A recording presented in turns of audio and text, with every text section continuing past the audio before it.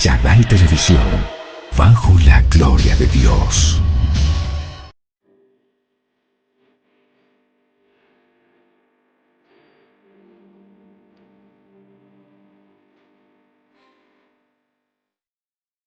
Es algo tremendo lo que hoy viene. Hoy el tema que hemos preparado se llama Sueños Proféticos. ¿Y qué mejor que José para poder hablar de este tema? José, un jovencito que fue ilustrado por su padre en las cosas espirituales, y cómo Dios se encargó de una manera sobrenatural de llevarlo al propósito de Dios.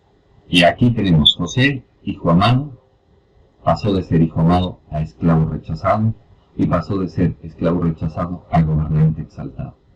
Cuando Dios tiene un propósito con nosotros, Dios se encarga, Dios se revela, y el mismo Dios se encarga de cumplir lo que Él ha determinado para cada uno de nosotros. Por eso es importantísimo que tengamos claridad sobre este tema.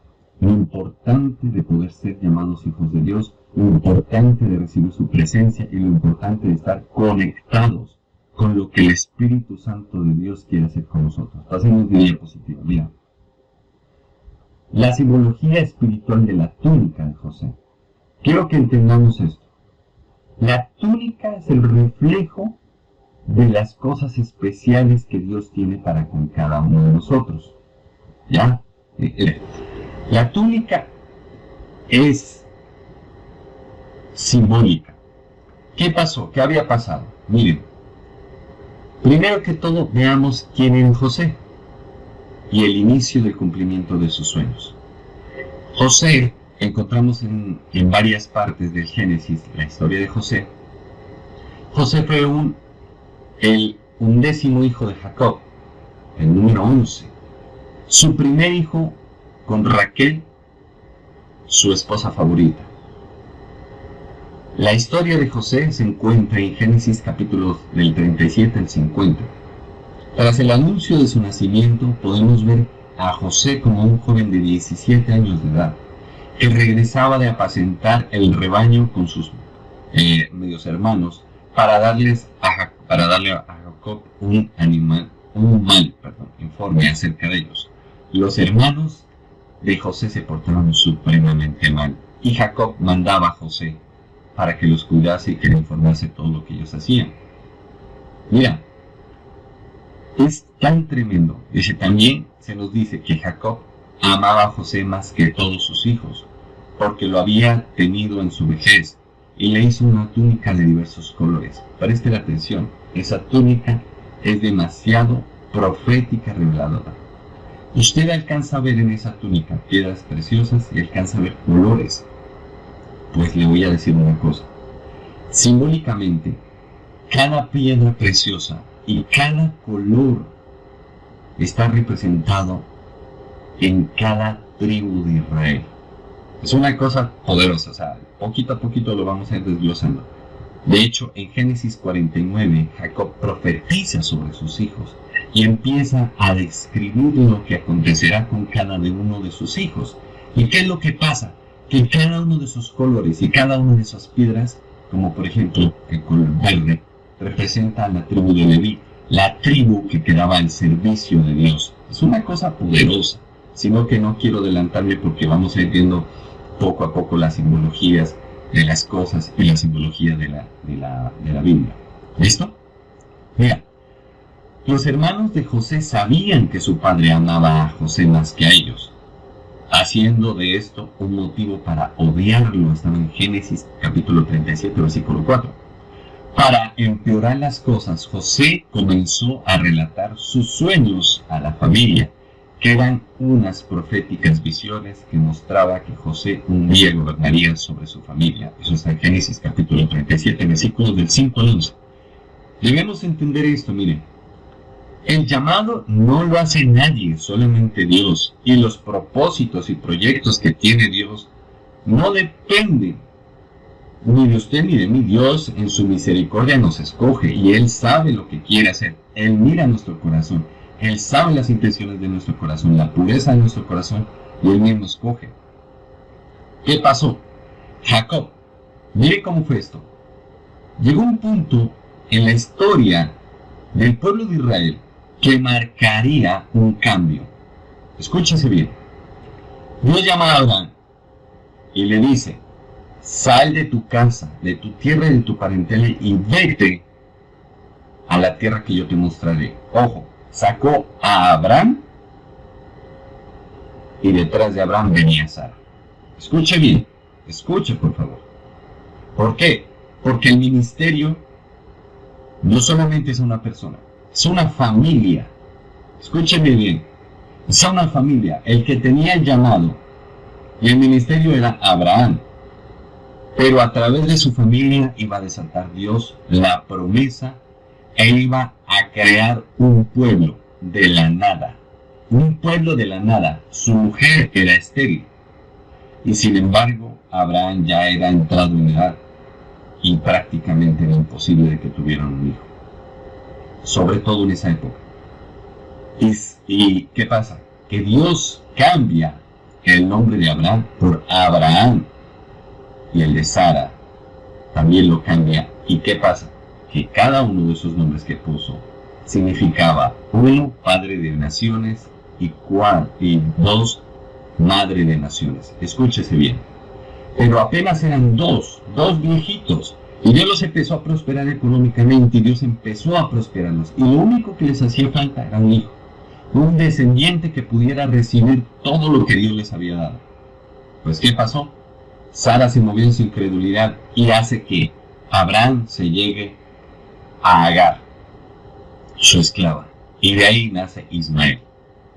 Y ahí Dios le dice a Abraham, ante un clamor que Abraham le hace, le dice: entonces me darás descendencia en Ismael. Y le dijo: no, yo te dije claramente que es a través de Sara y nacerá tu hijo. Y precisamente nació, y como nombre le pusieron Isaac. Escuche bien. Ahí, ya por haberse movido por la incredulidad de Sara, se genera el gran conflicto entre las naciones que hoy en Medio Oriente tiene Israel contra los países árabes. Escuche bien. ¿Por qué? Porque eso es espiritual. Escúchame bien lo que le voy a decir. Mire, Isaac, hijo de Abraham, e Ismael, hijo de Abraham con Agar.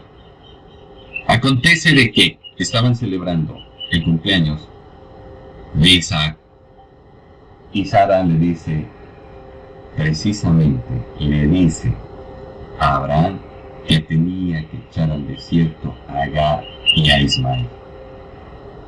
Imagínense qué prueba tan difícil. Abraham entra en oración y Dios le dice: no te preocupes, Abraham, sácalos al desierto, que yo me encargaré de él. Ismael será una gran nación porque es descendiente tuyo. Y los arroja al desierto. Y cuando ya parecía que el niño se iba a morir y que ella iba a perecer, se le aparece Dios y hace brotar del desierto agua. Porque Dios había prometido a Abraham: Ismael es descendencia de Abraham. Pero el propósito estaba ¿con quién? Con Isaac. Bueno, así pasó el tiempo. Luego, el mismo Abraham manda a uno de sus siervos haciendo pacto que vaya y consiga una mujer para Isaac, que la consiga de su casa. La consiguió. Este siervo clama a Dios por unas señales, exactamente como él le había dicho. Se le cumplieron las señales, y lo cuento así, generalmente para no alargar tanto la historia. Y llega esta chica, Rebeca, y contrae matrimonio con Isaac. Luego queda en embarazo, y sale primero Saúl, y luego sale Jacob cogido de su calcañar, de su talón. ¿Y qué pasa? Que ya cuando crecen, Esaú tenía en poco la primogenitura espiritual y llega con hambre de cazar. Pero Jacob había hecho unas lentejas, y llega su hermano y le dice: dame de comer estas lentejas. Y Jacob le dice: pues te las doy a cambio de tu primogenitura. Y él dijo, pues sí, no me ha servido de nada, listo, hágale. Y se la comió, las vendió. ¿Y qué pasó? Que cuando estaba a punto de morir su padre, Isaac, su madre Rebeca hace que Jacob se disfrace de Esaú, y así recibe Jacob la primogenitura. Su hermano, enfurecido, lo buscaba para matarlo, pero no se acordaba que había vendido su primogenitura. Y mire cómo es esto. Luego Jacob tiene sus hijos, porque Dios les cumplió la promesa a Jacob. Lo prosperó después de salir sin nada, lo prosperó, lo bendijo y se le apareció en el desierto, en Betel, ya, y le dijo, levanta tus ojos, todo esto te lo daré. Y veía que ángeles subían y bajaban por una escalera que es Jesucristo, la simbología de Jesucristo. Y mire, Jacob después tiene 12 hijos, de los cuales José era el número 11. Y cuando Jacob empieza a preparar a este joven de 17 años, Dios también empieza a hablar a José.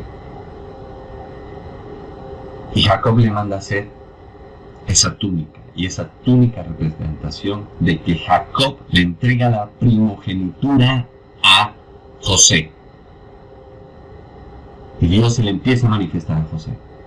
Escuche bien, ¿por qué le cuento esta historia? Porque en Jesús nosotros pasamos a ser adoptados y cada uno empieza a tener esa primogenitura en el Señor.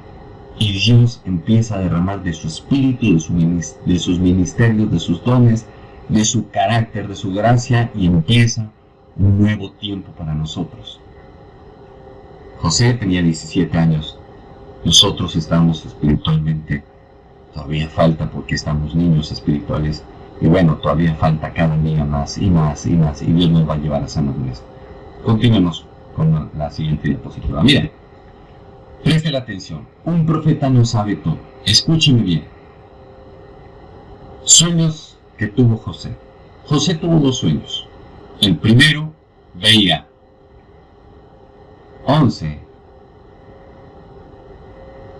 Veía las espigas de sus hermanos, las espigas de trigo, doblegarse delante de la espiga de él. Y luego vio al sol y la luna venir también delante de él.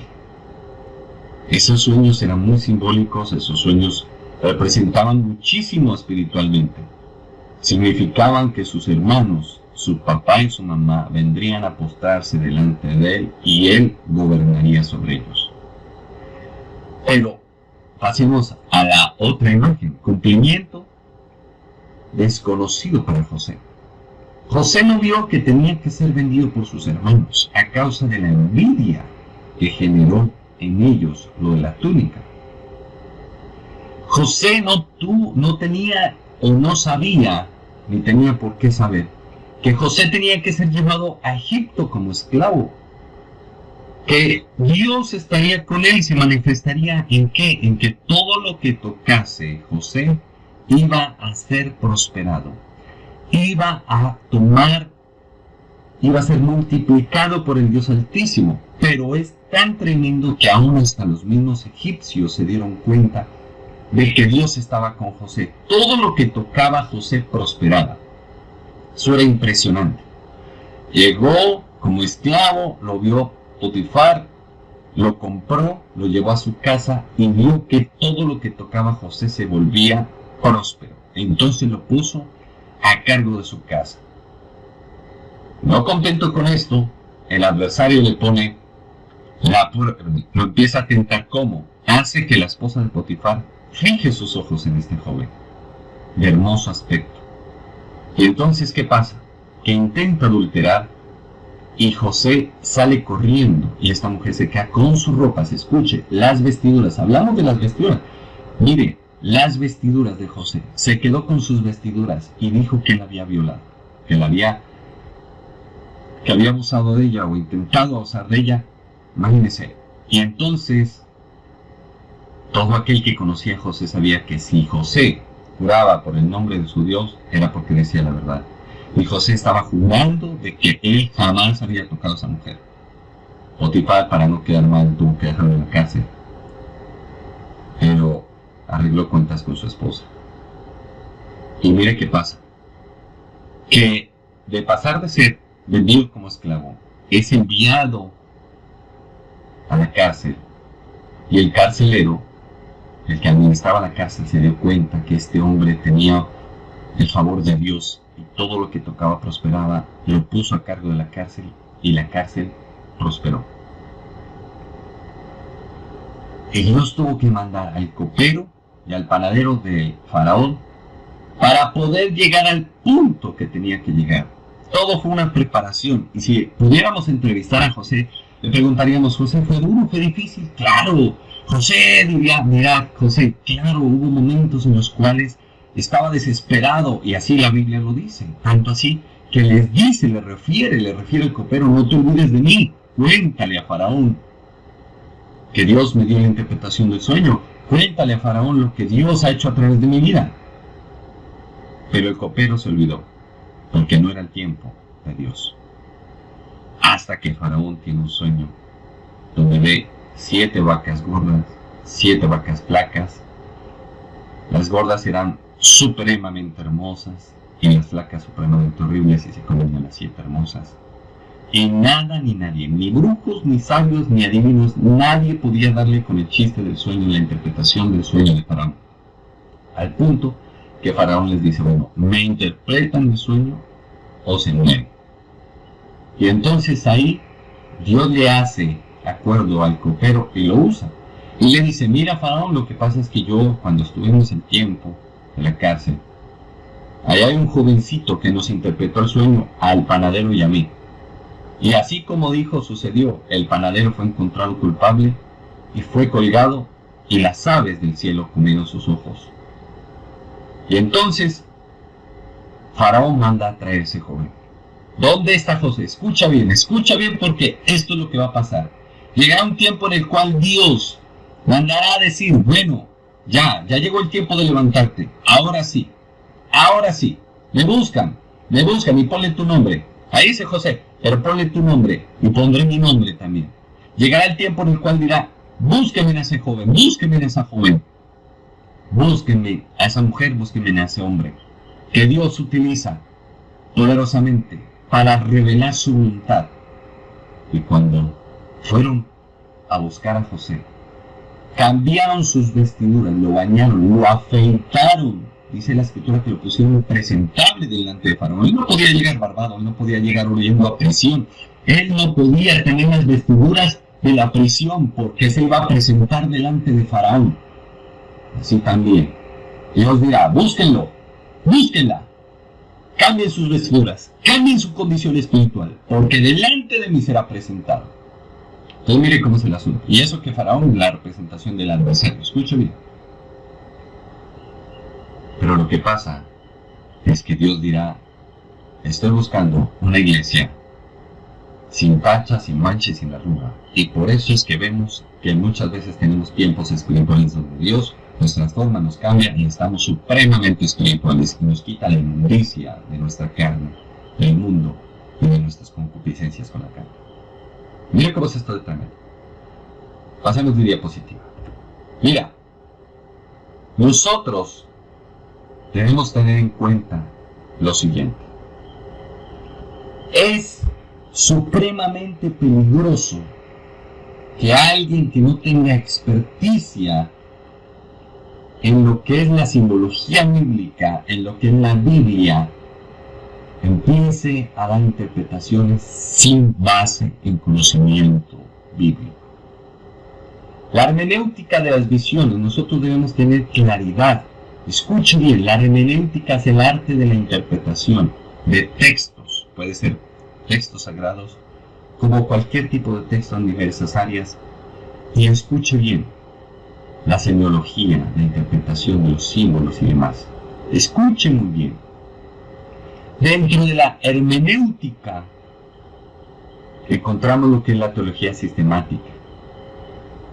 ¿Qué es? Es una disciplina en la teología cristiana, cuyo fin es formular una coherente, ordenada y racional presentación de la fe y creencias cristianas, inherentes a un sistema de pensamiento teológico que se desarrolla como un método que puede aplicarse tanto en lo general como en lo particular. Si bien una teología sistemática debe tener en cuenta los textos sagrados de su fe, también debe mirar a la historia, la filosofía, la ciencia y la ética. Escúcheme bien. Muchas veces satanizamos a los teólogos y satanizamos la hermenéutica y demás. Es importante capacitarnos tanto en lo teórico como en lo práctico, en la fe como en la presencia de Dios. Es importante buscar la presencia de Dios como también tener conocimiento de todo lo que tiene que ver con la palabra de Dios, la historia, porque escúcheme bien, si usted lee las epístolas paulinas y otros escritos que aparecen dentro de la Biblia, se va a dar cuenta que fueron escritas para ciertas poblaciones en ciertos momentos específicos que estaban viviendo situaciones específicas y que necesitaban ser edificadas en la fe. Que hoy Dios las utiliza porque son como aquel libro de 100 años de soledad que se repite a nivel mundial en todo el mundo con diversas culturas. ¿Por qué? Porque son lo mismo, se repite la vida, el mismo ciclo en todas las culturas, igualito. Entonces Dios empieza a utilizar su palabra y empieza a traer revelación a cada uno de sus hijos, porque empieza a darle pastos nuevos, pastos que realmente los edifiquen. Y mira, ¿por qué te digo que es importante todo esto? Hoy me encuentro haciendo una maestría en teología y cómo Dios ha abierto cada día más mis ojos. Es impresionante, es tremendo. A veces nos cerramos y cómo Dios usa personas para aconsejarnos y abrirnos más los ojos. Mira, la teología sistemática maneja la siguiente estructura. Primera, doctrina de la palabra de Dios. Bibliología, estudio de la palabra de Dios y lo que nos dice. Segunda, la doctrina de Dios, teología propia. ¿Quién es Dios? ¿Cuáles son sus atributos? ¿Y de qué manera es Él? Tercera, la doctrina del hombre, antropología, el estudio del hombre específicamente, cómo funciona, cómo fuimos creados, para qué fuimos creados, cuáles son las características de un ser humano. Cuarto, la doctrina del cristianismo, cristología, estudio acerca de nuestro Señor Jesucristo, no solo su naturaleza divina, sino también humana, y también cuáles son las acciones, roles que Él ha hecho por nosotros. El quinto punto, la doctrina de la redención, soteriología, estudio de la salvación, va desde la concepción que tuvo Dios acerca de este plan hasta su ejecución. Sexta, la doctrina del Espíritu Santo de Dios, neumatología, la persona del Espíritu Santo, su divinidad y obra del Espíritu Santo de Dios en la iglesia. Séptimo, la doctrina de la iglesia, eclesiología, naturaleza y propósito de la iglesia, cómo se debe comportar y ordenar. Y octavo, la doctrina de la escatología, el estudio de los últimos tiempos, lo que viene, el apocalipsis y demás. Mire cómo es de completo, porque es que muchas veces tomamos las cosas de Dios, como diríamos de una manera chabacana, como diríamos en tierra. Me explico. Las cosas de Dios hay que profundizarlas, las cosas de Dios hay que estudiarlas, hay que estudiar a Dios. Y Dios ha determinado y ha dicho en su palabra, el que quiera jáctese de conocerme y entenderme. Dios está deseoso de que nosotros lo conozcamos. Entonces, mire, José no conocía toda la visión, pero Dios sí sabía cómo lo iba a llevar allá. José no lo sabía. Así también, Dios sabe dónde nos quiere llevar, pero sabe cómo nos va a llevar, y en qué tiempo nos va a llevar, y con quién nos va a llevar. Pero usted y yo lo desconocemos. Por eso es importante hacer una hermenéutica, una interpretación de las visiones espirituales, pero a profundidad, para que nosotros no andemos ciegamente, ciegos guiando a ciegos, sino que tengamos esa profundidad. Y recuerde que Jesús puso a Saulo con Gamaliel. Dios permitió de que Saulo, un judío, sea discípulo de Gamaliel y que estudiase y pudiese aprender. Incluso dicen que Pablo era políglota, hablaba 5 lenguas diferentes.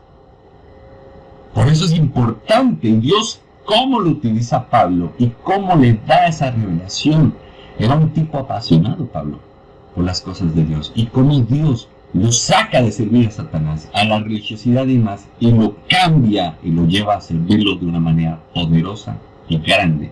De hecho, lo utilizó para hablarle a los gentiles, a los que no eran judíos, y aún a los mismos judíos. Es impresionante, por eso, pero Dios tuvo que utilizar toda la formación que tenía el apóstol Pablo, porque antes era Saulo, que gracias a Dios tuvo aún incluso la parte económica, la tenía para poder capacitarse y demás, y luego Dios lo va a utilizar con poder y autoridad.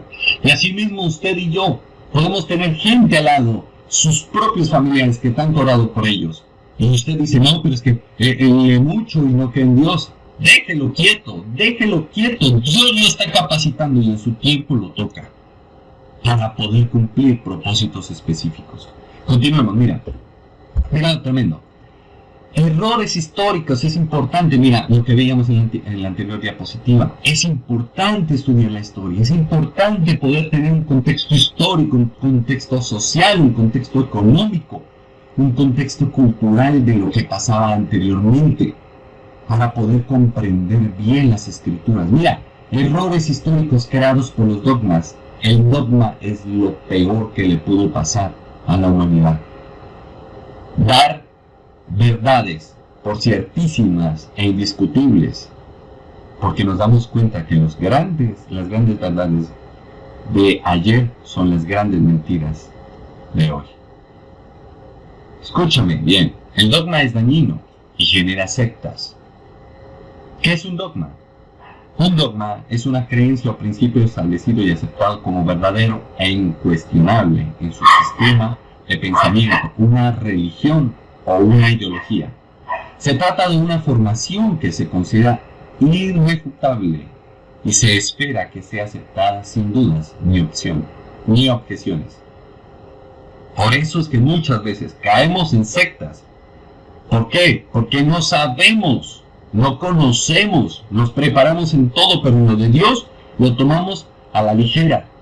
No, Dios quiere que nos tomemos nuestro tiempo, Dios quiere que estudiemos su palabra, Dios quiere que lo conozcamos, Dios quiere que estudiemos realmente a profundidad qué fue lo que pasó, por qué tantos tomaron su nombre y terminaron creando la Inquisición, por qué tantos tomaron su nombre y terminaron llevando a la gente a la apostasía y a servir a espíritus como Baal, como Dagón y demás. Los dogmas suelen ser fundamentales para la identidad y la práctica de una determinada doctrina o comunidad y se transmiten de generación en generación. A menudo los dogmas tienen un carácter normativo y pueden influir en la forma en que las personas piensan, se comportan o toman decisiones dentro del contexto específico. Por eso hablamos de un tiempo histórico, un tiempo que se llamó el oscurantismo, donde no permitían leer otra cosa que los libros que estaban con el sello papal, y el sello papal no era porque tuviera la revelación, era porque pagaban plata. Por eso persiguieron a Dante Alighieri y su Divina Comedia, porque reflejaba lo que estaba pasando entre la filosofía, la religión y la política. Era horrible, una corrupción impresionante. Por eso que se generaron los papas Borgias, que era una mafia terrible, que a cuya amante la encontraron en plena procesión, porque en plena procesión, como la habían hecho pasar por un papa, se dieron cuenta, ¿por qué? Porque abortó. Imagínense, entonces, dese cuenta todo esto. Es tiempo de abrir los ojos, iglesia, y es tiempo de acercarnos al Dios Altísimo, de conocerlo y entenderlo. Conocer a Dios es un privilegio. Y su Biblia, sus sueños, sus revelaciones son simbólicas y es necesario conocerlas. Pasemos de diapositiva. Mira, aquí vamos a ver dos visiones impresionantes. Descripción de los seres espirituales. Escuche bien. Y ha generado tanto temor a muchos consiervos lo de las visiones y más porque no las entienden, que dicen, no me venga a decir que soñó con dragones, que soñó con leopardos, leones, con serpientes, escorpiones. No me venga a decir eso, a mí no me hable de eso. Y hay iglesias que no son para nada proféticas. ¿Y qué es lo que pasa? Que empiezan a tener revelaciones, los que son los profetas de Dios, empezamos a tener revelaciones y empezamos a tener sueños que no los buscamos, revelaciones que no las buscamos. Al profeta Dios se le manifiesta y empieza a darle revelación. Y entonces ellos empiezan a negar cosas que en la Biblia se encuentran claramente. Apocalipsis capítulo 12, versículo 17. Entonces el dragón se llenó de ira contra la mujer y se fue a hacer guerra contra el resto de la descendencia de ella y los que guardan los mandamientos de Dios y tienen el testimonio de Jesucristo. Escúchese bien. En Apocalipsis 12 nos habla acerca del dragón de las 7 cabezas. Las 7 cabezas son los 7 reyes de Lucifer, entre los cuales se encuentra Azazel, Apolión, Belzebud, Mamón, Leviatán. También se encuentra el Anticristo. ¿Ya? Y así sucesivamente. Preste la atención. La cola del dragón es Satanás. ¿Por qué? Porque dice que con ella engañó a la tercera parte, arrastró. O sea, engañó a la tercera parte de los ángeles, que hoy son conocidos como demonios. Aquellos ángeles que se dejaron influenciar por Lucifer, hoy son conocidos como demonios. ¿Y cuál fue el primer pecado que hubo? El primer pecado espiritual que hubo fue la soberbia que tuvo aquel que era Luzbel y pasó a ser el diablo, Satanás, en fin. Ya, escúcheme bien. El diablo, la función que tiene es perseguir a la iglesia. Esta mujer es representación de la iglesia y ese niño es la representación de Jesús. Y el diablo, ¿cómo persigue a la iglesia? Y sobre todo aquellos que guardan los mandamientos de Dios y el testimonio de Jesucristo. Escuchen bien. El diablo, uno de los rostros del adversario, el dragón de 7 cabezas, persigue al pueblo de Dios y viene a robar, matar y destruir. Y el pueblo de Dios desconoce esto y desconoce a su creador. Y entonces el adversario se le aparece en las revelaciones y se le aparece en las manifestaciones donde el Espíritu Santo de Dios está grandemente obrando, y muchas veces la iglesia le tiene miedo. ¿Sabe por qué? Porque precisamente, ¿qué acontece?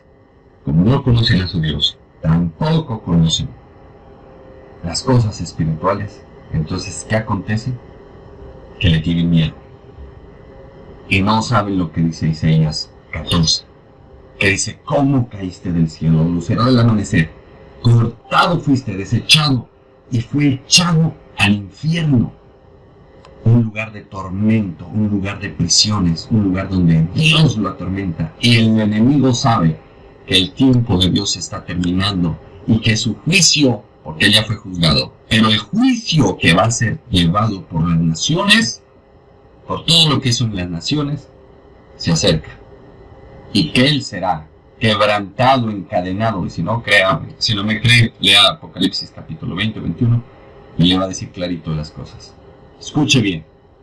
Es importante saber cada una de sus cabezas, tiene cada uno de sus nombres y tiene cada una de las funciones. Por ejemplo, Azazel, Levítico 16:16, habla acerca de aquel espíritu que divaga en el desierto, aquel que trae el pecado de los siervos de Dios nuevamente para hacerlos caer, aquel espíritu que vuelve con 7 más duros. Cuando es echado de una vida y de esa persona vuelve y abre puertas. Y la gente piensa que solamente es expulsar demonios la liberación. Tremendo. De hecho, gracias a Dios, mi tesis en maestría teológica va a ser exactamente acerca de la liberación. No se la vaya a perder. Dios está glorificándose de una manera poderosa. Mire. Y entonces encontramos en el libro de Apocalipsis capítulo 9, versículos del 7 al 11, encontramos a Apolión y sus huestes. Y el aspecto de las langostas era semejante a caballos preparados para la guerra. En las cabezas tenían como coronas de oro. Sus coronas eran como caras humanas. El versículo 8 dice: tenían cabello como cabello de mujer, y sus dientes eran como de leones. Tenían corazas como corazas de hierro. El ruido de sus alas era como de estruendo de muchos carros de caballos corriendo a la batalla. tenían colas como de escorpión o de escorpiones, y también aguijones, y en sus colas tenían poder para dañar a los hombres durante 5 meses. Y tenían por rey sobre ellos al ángel del abismo, cuyo nombre en hebreo es Abadón y en griego Apolión, uno de los 7 reyes de Lucifer. ¿Ya? Y si quieres saber más acerca de los 7 reyes de Lucifer, busca ahí en el canal, tenemos una prédica que hablamos acerca de las jerarquías espirituales. Búscala, son 2 videos. Ahí hablamos todo eso y mostramos a cada uno con su figura, su forma y su función, qué es lo que hacen, cómo atacan, dónde están en la Biblia, en fin, etc. ¿Ya? Mira cómo es importante conocer esto. La Biblia nos describe que los seres espirituales tienen formas, figuras, tonalidades. Apocalipsis capítulo 13, versículo 11. Y se ve uno que tenía 2 cuernos como el cordero, pero su voz era de dragón. Escuche bien. Y muchos están negando en la actualidad que esto exista. Y dicen, no, eso fue para el Antiguo Testamento. No, qué pena, los profetas todavía estamos vigentes. ¿Por qué? Porque en Jesús Dios reunió todo. Todo. Por eso es importante. Mira, estamos dando un discipulado con mi esposa. Mi esposa arrancamos este jueves y empezó a explicar precisamente los dones del Padre, del Hijo y del Espíritu Santo. Y fue tremenda revelación. Y estamos sacando las guías propias del ministerio, cosa que las puedes pedir, es totalmente gratuito. No te vayas a cohibir, van a decir, es que esto no cuesta. No. Nosotros servimos a Dios por amor, fe y gratitud. Ya, y todo lo hacemos de una manera gratuita para Dios. Dios es el que nos sostiene. Imagínense, miren cómo es esto. Y todo esto requiere estudio, todo esto requiere tiempo en la presencia de Dios. Tiempo leyendo y estudiando, escudriñando, que es lo que Dios quiere. Y mira, Dios muestra que los espíritus tienen formas, como les decía, figuras, tonalidades, niveles de autoridad. No piense que el adversario, por ser un ángel caído, de hecho es un arcángel caído, un querubín caído, no es un arcángel, es un querubín. Antes era un querubín protector y ahora es un querubín destructor. Escuche bien, no significa que no tenga poder. ¿Quién le dio ese poder? Dios. ¿Quién le dio la autoridad? Dios. Y cuando venció a Adán, le quitó lo que Dios le había dado, entre esas autoridades sobre la tierra. Es necesario que nosotros conozcamos, sobre todo si somos profetas, porque Dios nos va a hacer enfrentar a estos espíritus. Y tenemos que saber con quién nos estamos enfrentando y cómo podemos enfrentar. Y es tremendo esto, mira. Pasemos de diapositiva.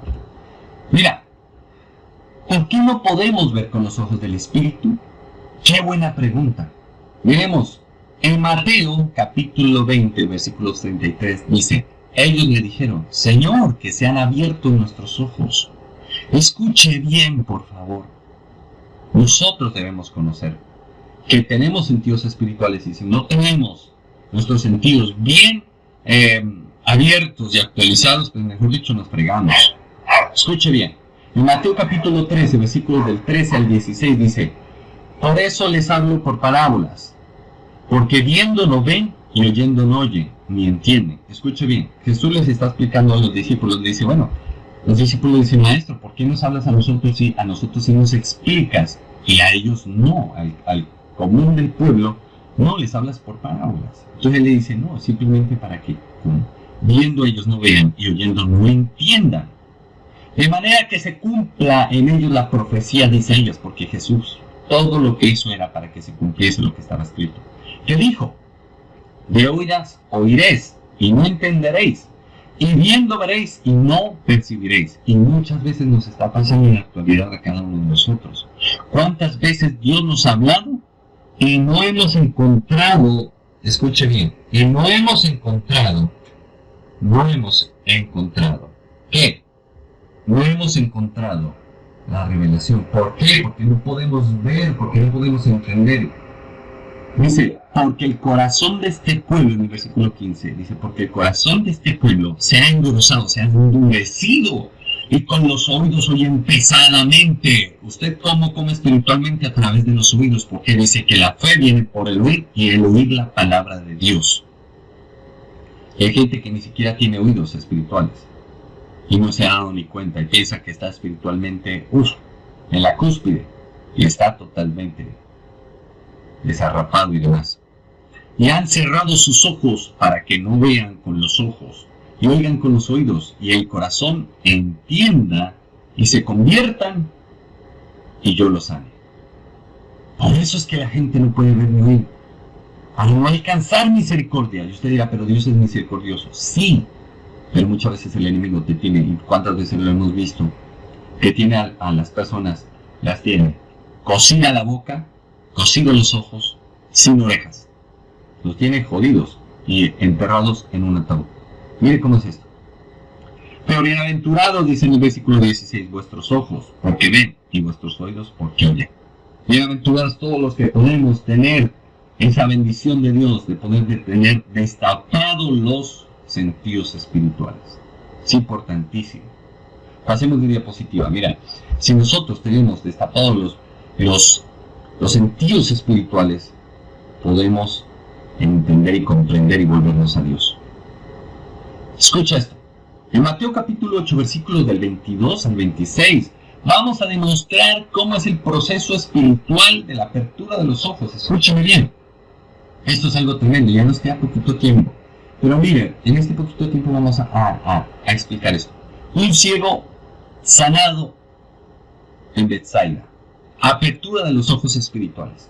Vino luego a Betsaida, o sea, ¿quién? Jesús. Y le trajeron un ciego y le rogaron que lo tocase. Entonces, tomando la mano del ciego, le sacó afuera de la aldea. Y escupiendo, ojo, esto es un acto profético, y escupiendo en sus ojos, le puso las manos encima y le preguntó si veía algo. Él, mirando, dijo, o sea, el ciego mirando dijo, veo los hombres como árboles. Préstele atención, es una visión espiritual, pero los veo que andan. Luego le puso otra vez las manos sobre los ojos y le hizo que mirase. Y fue restablecido y vio de lejos y claramente a todos. Y lo envió a casa diciendo, no entres en la aldea ni lo digas a nadie en la aldea. Escuche bien, todo esto es tremendo, tiene una simbología tremenda, me apasiona esto. Mire cómo es esto. Primero, muchas de las enfermedades, mucho de lo que nosotros estamos viviendo, no son para muerte ni destrucción, simplemente para la gloria de Dios. Jesús tenía que hacer señales y milagros para que la gente creyera. Y qué mejor que este ciego. Todo el mundo conocía que era ciego de nacimiento, no había duda en que este hombre era ciego. ¿Listo? Lo primero. Bueno, entonces llega Jesús y escupe sobre sus ojos. ¿Por qué? Puntos de contacto. Muchas veces Dios utiliza puntos de contacto, así como cuando usted va donde un brujo y le dice que se tome esto, mire, páseme una tanga, una foto, en fin, puntos de contacto, aprenda esto, puntos de contacto. Nosotros tenemos puntos de contacto donde empiezan a influenciar o el Señor con su Santo Espíritu o el adversario con sus demonios. Por eso es que uno le dice, hombre, deje de ver pornografía, porque al verla está generando puntos de contacto y entran esos espíritus de lascivia sobre usted. 2. No vea películas de terror. ¿Por qué? Puntos de contacto, entran esos espíritus atormentando, bueno, en fin, etc. Dice, y Jesús le dice, ¿qué ves? Y el hombre le dice, veo los hombres como árboles. La Escritura dice, si tú empiezas a ver árboles, plantío de Jehová, nosotros espiritualmente somos árboles y casas. ¿Por quiénes estamos habitados? ¿Por el Espíritu Santo o por demonios? De hecho, la Biblia describe que el adversario es un vástago abominable, un árbol seco. Y uno de sus presentaciones o rostros, un chivo seco, chamuscado. Dios lo chamuscó con su ira.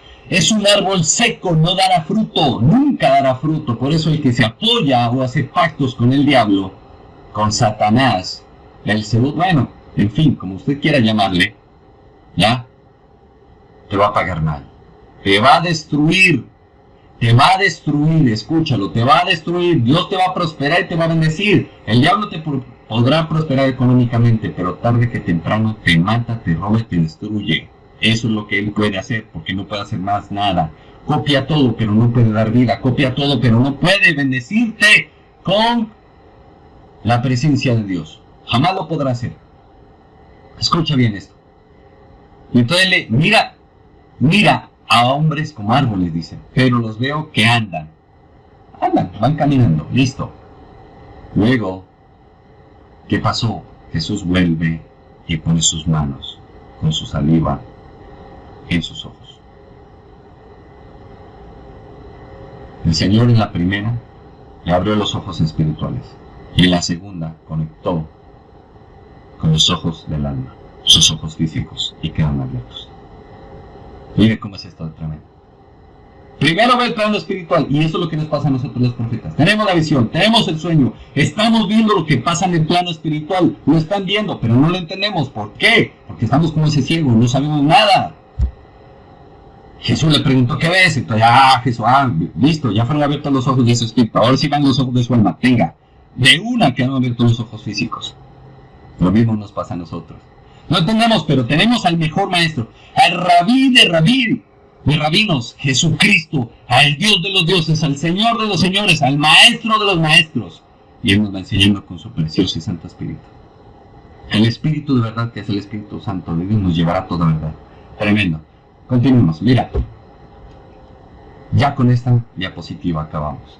De ciego a vidente, el apóstol Pablo. Muchas veces tenemos escamas, muchas veces tenemos vendas que no nos dejan ver porque el enemigo es experto en enceguecernos. Muchas veces los ataques de los satanistas o brujos y demás cogen una foto de nosotros, nos empiezan a poner vendas, nos empiezan a poner olores extraños en el olfato, en la nariz. ¿Para qué? Para que no podamos distinguir dónde, cómo, cuándo, quién nos está atacando y cómo poder detener eso. Pero ¿qué quita eso? La sangre del Cordero, la sangre de Jesús, la presencia del Espíritu Santo. Por eso les digo, no tengan miedo, no le tengan miedo cuando usted se encuentre en guerra espiritual contra el mismo adversario, no le tengan miedo. Jesús ya lo venció y Él es el que va delante de usted. El diablo y sus demonios le tienen miedo a Dios Padre, a Dios Hijo, a Dios Espíritu Santo. Literalmente, perdónenme la expresión, se orinan del susto viendo a la Trinidad en presencia. Usted no sabe qué es ver lo que he visto. Al mismo Lucifer, muerto del susto, pidiendo misericordia. Y sé que no le agrada que cuente esto, pero la cruda realidad. Y si no, véase los videos de liberación. Hay cosas tremendas en esos videos. Y hay una predicación acerca de un joven que fue poseído por Lucifer de una legión de demonios. Míresela. Literal, totalmente orinado del susto ante la presencia de Dios. Le tienen pavor a Dios. ¿Quién era el apóstol Pablo? Nació entre el año 8 y 10 después de Cristo, en Tarso de Sicilia, de familia judía, de la tribu de Benjamín. Eso está en Hechos capítulo 21, versículo 39. Recibió una sólida formación judaica. Ojo, los judaicos. Porque hay judeo-cristianos y los otros que son ortodoxos, pilas. Hay que tener cuidado. Hay que inclinarnos hacia Jesús. Si nosotros quitamos a Jesús de medio de nosotros, mejor dicho, nos fregamos, perdemos la salvación. Primero en Tarso y luego fue a Jerusalén a estudiar. Tuvo por maestro al gran Gamaliel, Hechos capítulo 22, versículo 3. Su carácter era fuerte, impetuoso, apasionado por todo lo que hacía. Escuche bien. De una firme voluntad que lo llevó hasta el fanatismo. Hechos capítulo 22, en la parte 3b. Porque dice que incluso él respiraba odio, ira contra los cristianos y los salía a perseguir. Una cosa tremenda. Más o menos a los 20 años terminó su formación rabínica y retornó a Tarso. Mire cómo es Dios. Y Dios, en medio de todo eso, lo tomó y ¿qué pasó? Que llegó el Señor y lo toca.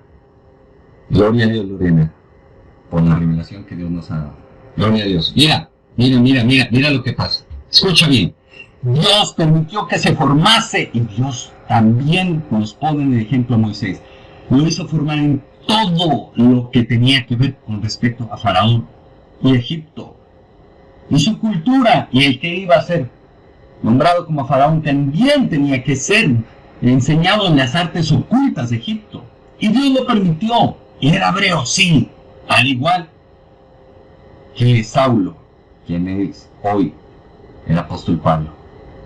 Mira lo que Dios, por eso te digo, es importante formarnos, es importante pon a disposición de Dios lo que tú sabes, que Dios lo va a usar. Deja que en el tiempo de Dios lo va a usar. Por eso les digo, es importante hacer una hermenéutica profunda y una exégesis bien profunda de las Escrituras. Apasionate por Dios, apasionate por conocerlo, por entenderlo, y verás cómo Dios se te revela de una manera poderosa, impresionante. Y mira cómo Dios hace que de este hombre caigan escamas, esas escamas que le impiden ver. Y muchas veces tú puedes estar aquí escuchando esta predica y tienes escamas y vendas y estás atado. Y Dios te quiere liberar, pero ¿qué quiere? Ayuna por tu liberación, ayuna por pedirle a Dios que te permita conocerlo y entenderlo. Y vendrá el Espíritu Santo de Dios y vendrá Jesús. Y te enseñará como aquel gran rabino, como aquel sumo sacerdote que tenemos que nos entiende. Y vendrá la gloria de Jehová y seremos otros.